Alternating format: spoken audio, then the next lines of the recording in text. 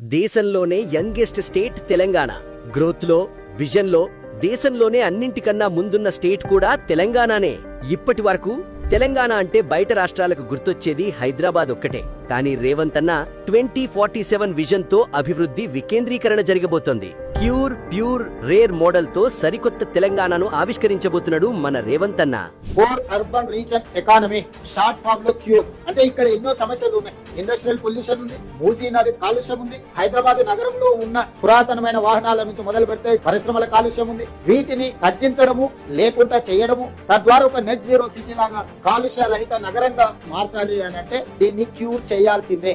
Regional ring road దాదాపు ఒక 360 కిలోమీటర్లతోని రెండవ మణిహారాన్ని తెలంగాణకు మనం ఈ రోజు తయారు చేసుకుంటున్నాం. దీన్ని పెరి అర్బన్ రీజన్ ఎకానమీ కింద ఈ రోజు మన పాలసీలో మనం తెచ్చుకోబోతున్నాం. పెరి అర్బన్ రీజన్ ఎకానమీ అంటే ప్యూర్. ఈ ప్రాంతంలో manufacturing zone, Bengaluru to Hyderabad, Hyderabad to Amaravati, Amaravati to Chennai, green field హైవేలతో పాటు బుల్లెట్ ట్రైన్ కూడా ఈ రోజు మన కేంద్ర ప్రభుత్వాన్ని సూత్రప్రాయంగా ఒప్పింపజేయడం జరిగింది. Regional ring road out side Telangana border వరకు రూరల్ అగ్రికల్చర్ రీజన్ ఎకానమీ కింద దిస్ ఇస్ కాల్డ్ వేర్. మీకు తెలంగాణ ఒక చిత్రాన్ని చూస్తే అగ్రికల్చర్ పార్క్స్ కావచ్చు, అదేవిధంగా ఫ్రూట్స్ అండ్ వెజిటబుల్స్ కావచ్చు, వీటికి సంబంధించిన పరిశ్రమలతో పాటు seed bowl of India Telangana. మన భూములు విత్తనాలను ఉత్పత్తి చేయడానికి అనుకూలమైన ప్రాంతం. ఈ 3 రకాల వ్యవస్థలను, ప్రణాళికల్ని తెలంగాణ రైజింగ్ 20